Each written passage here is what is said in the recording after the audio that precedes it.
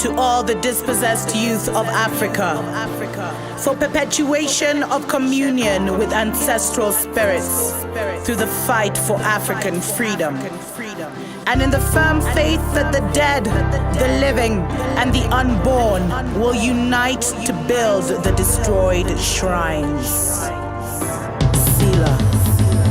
Hello and welcome, beloveds, to another episode of Wake Up Africa.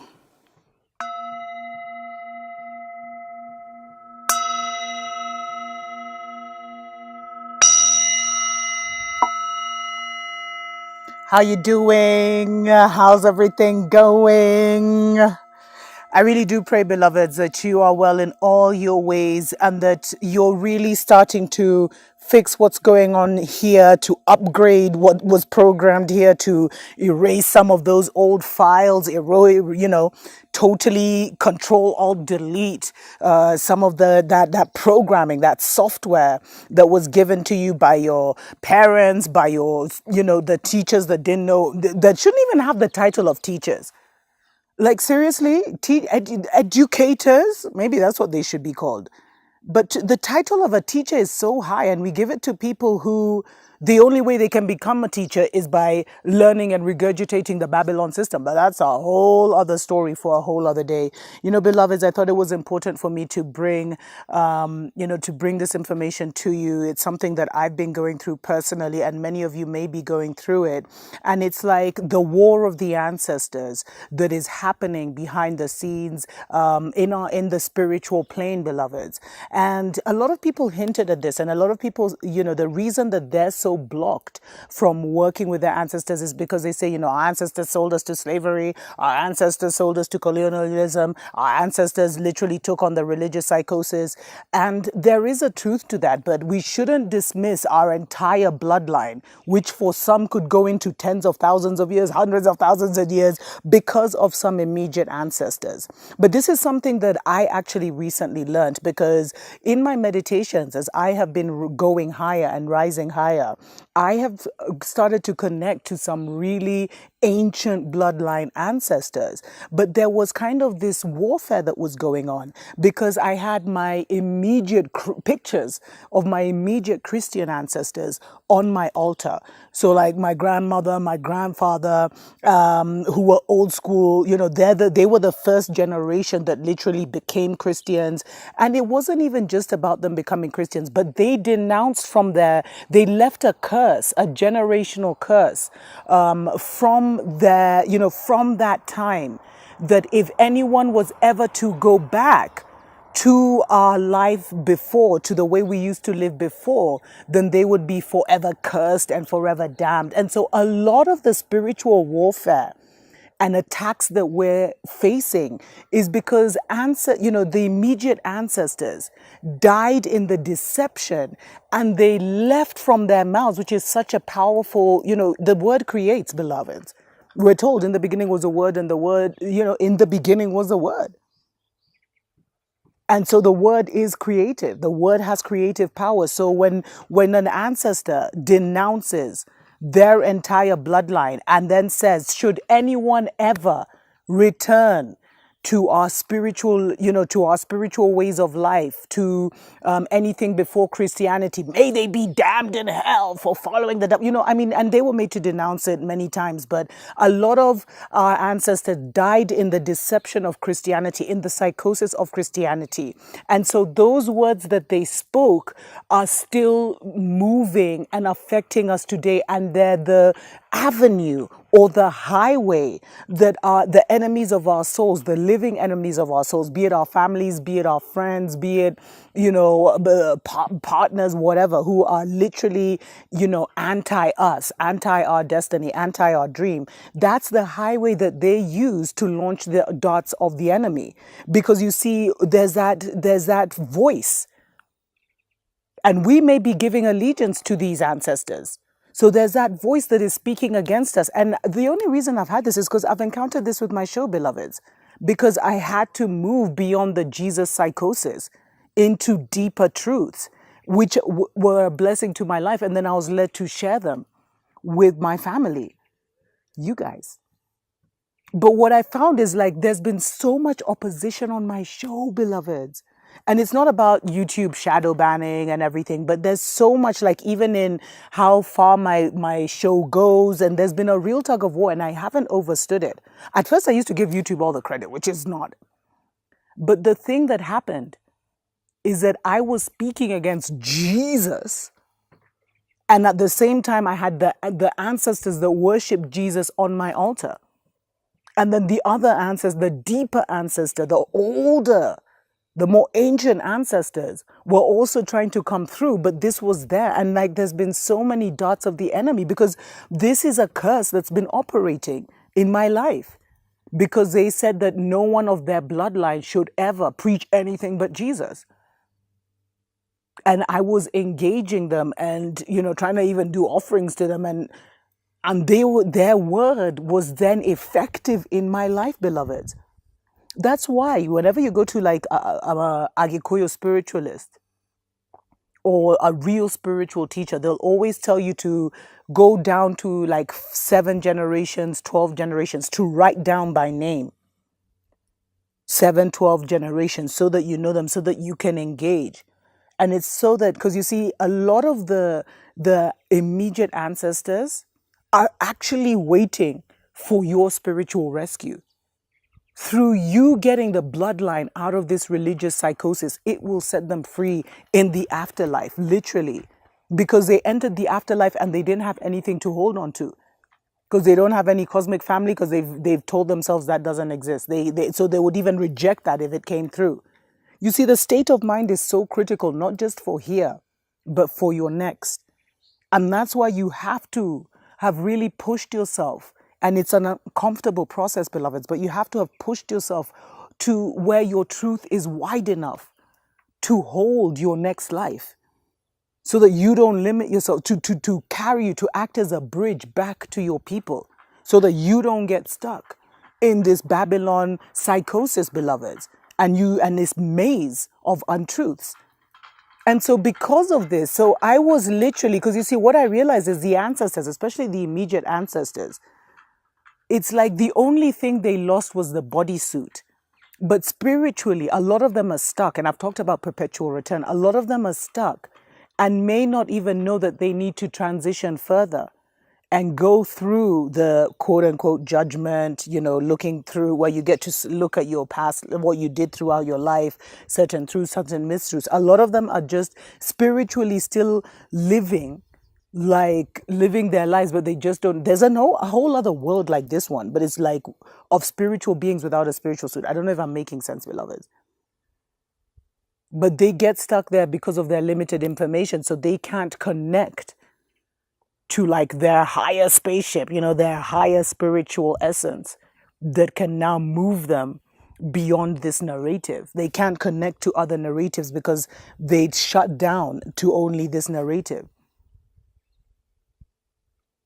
Because if your granddaddy died a staunch Catholic, then in his immediate afterlife, that's what's operating.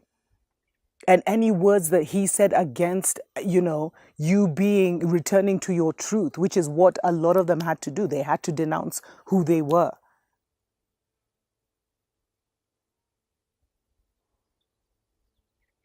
It blocks you from even finding your truth, beloveds. And so anyway, on the 22nd of the 2nd, 2022, which happened to be a Tuesday, I happened, by fate, by destiny, I don't know how it happened, beloveds. I happened to go to the highest level priest of my nation. He's like 130, for real, for real. He's called Bodomowo. I know it's gonna freak out some Gikoyos out there, but the highest level spiritualist, beloveds. And he was actually the one who was able to tell me. I had, in all honesty, there was something that's been happening on my land. And, here, like, as part of our nation, whenever you get like a new piece of land, especially because us, it's all about the land. You have to, there's a ritual that you do, and you usually get these high priests to come and like dedicate a goat to the Most High in honor of the land, and kind of, there's this whole process, and there's certain elders that perform this from a certain like distinct nation within our perfect nine nation.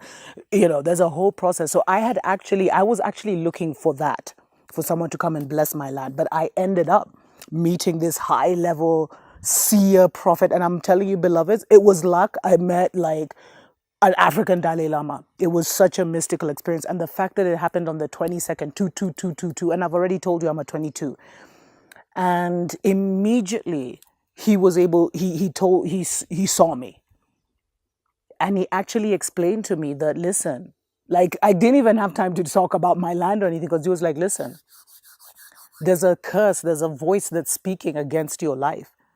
And that's why your life has been in danger. That's why you've experienced all this turmoil. And that's why you're not in a safe place, because you've anchored to the wrong thing. And he's like, that's when he told me about the voices, and how our ancestors either leave blessings or curses to us when they're dying, or the things that they said, if it's not rectified. Because he was explaining to me, like, if your grandma or your grandpa was still alive, you could have gone to them and you could have reasoned together. I keep feeling like speaking Kikuyu. It's just like, and we could have reasoned together, and they could have withdrawn that curse or that statement. But because they died in full belief, and that was like a creative word that they left over their generation, it was impacting many. And so anyone who decided not to be educated in the Babylon system, or even to fight the Babylon system, your own ancestors, beloveds, would be that the voice that they left here would be fighting you. And that's why, back in the day in the traditions, when someone was transitioning to this back to the spiritual realm, the nearest and dearest would surround that person, and that person would bestow blessings, and those blessings were of word. That's how inheritances were given. But you see, because we've been so disenfranchised and lowered, people just speak just like that without, and that's what also Babylon did. Babylon got our own to curse us, because Babylon curse can't touch me. But they got my grandmama to interfere with my destiny by having her denounce her people, denounce anything about her, which makes all of us strangers to our ancient ancestors. Because it's like, where are we standing? There's a disconnection in the bloodline. And so these ancestors are at war, beloveds. Because it's like, you call on the ancient ancestors, they come through and they're like, yo, what is this mess? Let's take a short break. We'll be right back. Wake up, wake up, wake up, wake up, wake up, wake up, wake up. Wake up, Africa. Welcome back, beloveds, to Wake Up Africa. My name is Dr. Mumbi Seraki. I want to give a special, just so much love. I want to send so much love to Wuka. That's how he's known. Wuka, or he's also known as like a pillar, something Yaru, Didi, which is like a pillar. He's like a literal pillar in our society, beloveds. And this highest, he's like an archbishop. I mean, seriously, this highest priest, he was the one who worked with our, with the Mau Mau, for example. And he used to tell them, because you see, the Mau Mau War, which was our fight for independence here in Kenya, many people don't know it was actually run by our Modomogos, our seers, our high priests, our preachers. They're the ones who ran the operations. And they had the power where they would literally tell you, okay, just stand here. Like the British army is coming through, and they'd be like, just stand here, and they won't see you. And people would be like, no, we're going to be exposed, whatever. And the Mzungus would pass and see nobody. But there were always one or two who would not believe. So they'd be like, no, I'm totally exposed here. Let me go hide behind the tree. And those ones always ended up dying. So there's so many mystical things that happen, beloveds. There's so many beautiful, such mind-blowingly supernatural things about my people, the Agikoyo nation, and how they operated. And how one clan was for protection and another clan was for particular magic. Like they could talk to the animals. And they could, hey, and let me not get too into it, but I really sent so much love to Guka because, beloved, he like literally adopted me. It was deep. It was such a mystical experience. He literally adopted me. He was like, yo, you've reached your father's house. And I know I just did a show where I was like, forget this thing of calling your preachers and pastors. But if you have the honor and the privilege of some of the highest level men and women taking you on, like seeing you as their daughter, as their child, there's nothing higher than that. And I'm telling you, beloveds, it's like curses were broken that day. I can't explain it to you. And the funny thing is, I'd been praying and meditating, and like 3 days before, I'd removed the pictures of my grandmama and my granddad, and I'd actually wrapped them up, like ready, ready to take them back to where they belong in their house. And then I go and meet this man, and it was such a revelation, beloveds. And the reason I share is because I know a lot of you are on this thing where you're connecting with some high level guardian angels, some high level ancient ancestors who are now enabling you. They're like there, I don't want to call it supervision, but they're there to help guide us with these great powers that we're going to be having, and even to see what they are, to show them to us, to show us to ourselves. What an honor. But there's an interference that's happening from these immediate ancestors, the ones that either sold us out or were sold out, the ones that got caught up with this Babylon system. And some of them, because of what they declared, or the powers, the declarations, the allegiance they gave to Babylon and the religious psychosis, they are now interfering with your awakening because that voice is still speaking. And so you need to do a cord cutting ritual, beloveds. You need to disconnect and make sure that because there's a war of ancestors going on right now. And so make sure that you're connected to your highest level ancestors. And in order to do that, you may actually have to cut cords with these lower level ancestors because they're not going to help you. They don't have any great knowledge. They didn't leave here with any. You see, you want to connect with your ancestors who reached like guru status because those are the ones who are able to ascend and move on.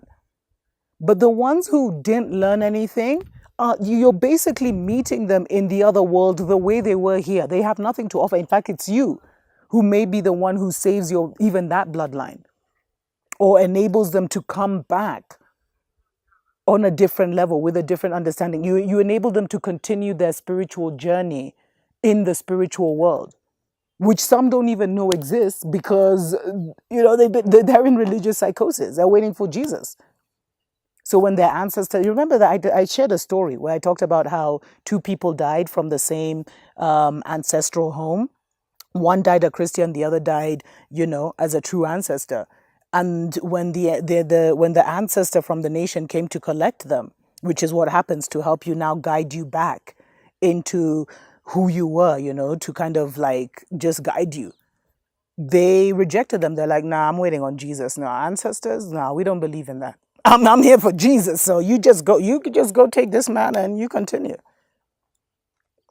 And, other generations came and went and died, and the same ancestor came for them. And this guy, generation after generation, who knows if he was there thousands of years, 10,000s of years, waiting on Jesus. Like, seriously, beloveds, this is key even to your afterlife. Don't die ignorant, beloveds. It's such a costly thing. Die at the highest level you can, but move for ascension. Move for graduation, not death. Because death means you failed, you got to come back. So disconnect from those ancestors who you feel were not spiritually evolved, beloveds. And that means removing them from your altar, but actually doing some kind of ritual, and let the Spirit guide you on this. I needed a heavy duty ritual because I didn't even see that as a blockage. And I'm telling you, beloveds, I've felt so different since. Totally different. I feel like all of a sudden it's like a certain door that was open just shut. Because you see, because of that curse, what my grandmother spoke and my grandfather spoke, that no one in their home shall obey anyone but Mzungu Jesus, it has allowed low-level witches in Christianity and Islam and all these under religious psychosis to throw their darts. And so I've been busy.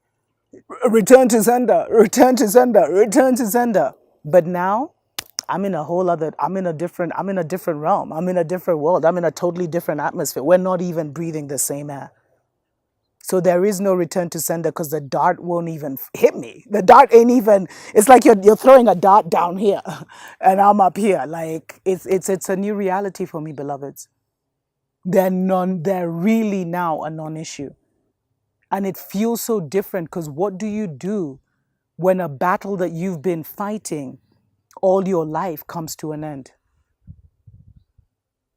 Because now my ancient ancestors are in control. It's a whole other ballgame. Beloveds, even the things I used to get emotional about, the justice I wanted from, my wicked family or my wicked, friends, whatever, the justice I wanted from those that wronged me is so irrelevant now. Like, I didn't even think I could reach this.